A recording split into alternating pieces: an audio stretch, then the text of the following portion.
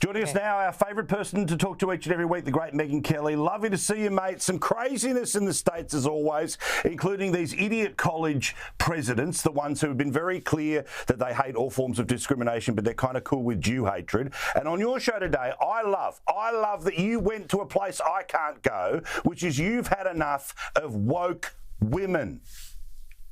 Oh, my gosh. All three of these ladies are products of DEI hiring. There's no question. There was a wave of incoming for we've got to get women of color to run these universities. Well, that would have been fine if they had been qualified, but very clearly they aren't. There was a time in the not so distant past where we had, yes, it tended to be men. It wasn't always, but smart people who cared about high academics and rigor and honesty and ethics who would get these positions after a long, long period of proving themselves. That is not what's happening here. These are DEI hires. Claudine Gay is a black woman. Yay, yay. And that got her this position. And if you look back at her writings over the course of her career, they've always been about one thing: race. Race. And that's how you get to be the president of Harvard University in modern day America. I mean, she did race as her dissertation. She talked about race down in Brazil. What if you're like a little bit black and a little bit white and you live in Brazil? Are you Afros? What do you go? This is her writing. This is how she spent her life thinking and musing when it comes to academia. You know what that makes you? The president of Harvard. So is anybody shocked that, like the rest of these woke losers who are on the streets protesting for the Intifada and for death to Israel, she sees that conflict unfolding right now, I believe, as oppressor and oppressed. And even though the Palestinians and Hamas launched the attack on Israel, they have brown skin, so they're the oppressed. That's what I believe led to her ridiculous testimony in front of Capitol Hill, which for the first time in her life endorsed free speech. Do you know how many people she has kicked out of Harvard or punished at Harvard for their free speech? It doesn't matter whether you're black or white when it comes to this. You say something that offends Claudine, you're out of there. It doesn't matter whether you apologize, whether you were a kid who got admitted and old texts came up and you said you were sorry because you were a kid, you're out. Claudine gives no quarter for anybody who says anything that comes up to the line when it comes to black people, for example, or policing in America. But the Jew hatred, well, we have a First Amendment, people. We have to live up to its principles.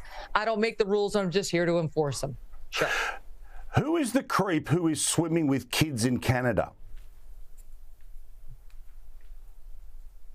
We talked about this guy. Was it last week, 2 weeks ago? We talked about this guy. There's more. He's at it again. He's a serial swimmer with 13-year-olds. He's part of a swim club that is for little girls. It's called the Otters Swim Club up in Ontario, Canada. His name is Nicholas Cepeda. He goes by Melody Wiseheart. I mean, it'd be funny if it weren't so disturbing. He's now, last time he was swimming with 13-year-olds, now he's been in the locker room at a meet involving 8-year-olds up to 16-year-olds, went into the locker room and changed with the little girls, observed and reported by Rebel News, who then found a little girl who confirmed she was in there and saw it, and that this is an intact male. No surgeries have been done. Not that that would help, but just for what it's worth.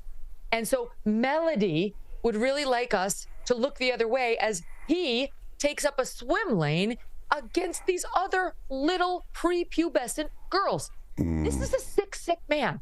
And the parents and the league and Canada are allowing it.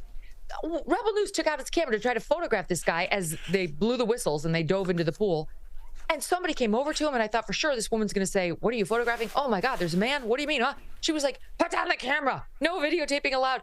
Madam, you're focused on the wrong issue. There's a grown man in a bathing suit next to the 10-year-olds out there. For the love of God, somebody, I'm sick of how nice the Canadians are. You need somebody like me to get up there and sit poolside, and trust me, I will take care of him, and he will not be swimming down that pool lane. I would be in there like I was a drowning woman. Like, hello, help me. Nicholas Cepeda's in the lane. Get him at it. Something's going to have to change. This can't go on. We love you. All right, our satellite time is about to be gone, so I just want to simply say this. It's my last time on the air for the rest of this year. We'll see you again next year. But, Megyn, we love you from Australia. We love your fire up, and I can't wait to talk in that big year of 2024 in the US. All the best to your family, darling. Right back at you and to your beautiful audience. It's been a pleasure spending the year with you guys.